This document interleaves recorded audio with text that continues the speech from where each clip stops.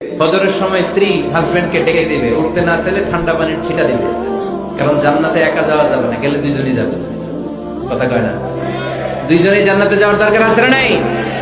আপনি একা জান্নাতে যাবেন, ভাবি জাহান্নামে, এটা আপনি চান? জি না, আওয়াজ নাই আমগো গলায়। আপনি এটা চান? ভাবি একা জান্নাতে যাবে, আপনি যাবেন না, এটা ভাবি চায়?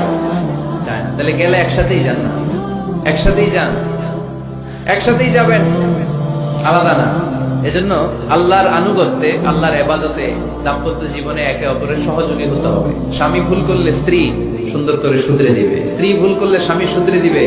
অনেক স্ত্রী আছে হাজবেন্ডের খালি সন্দেহ করে, এই ওদিকে তাকাইলে কেন, ওই মেয়ের দিকে তাকাইলে কেন, মোবাইল দেখি, মোবাইল দাও, ফেসবুকের পাসওয়ার্ড দাও, ঢুকে দেখি মেসেঞ্জারে কার সাথে চ্যাট করছে, এই অফিসের ফাইল দেখি, এই এটা দেখি, এই তোমার ইনবক্স চেক করবে, এদিকে দাও।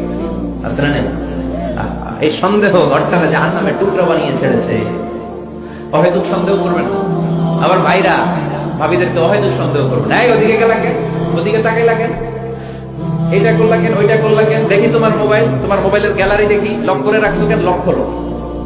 আছে না নাই?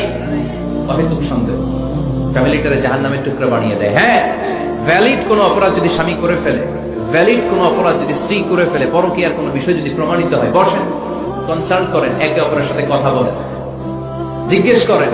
কিন্তু অহেতুক, আমি অনেক ফ্যামিলি এরকম দেখেছি, আমার কিছু বন্ধুকেও আমি দেখেছি যে এদের অবস্থা খুব খারাপ, খালি সন্দেহ করে। আছে না নাই? সন্দেহের রোগটা বড় রোগ, এই রোগ থেকে বেরিয়ে আসে।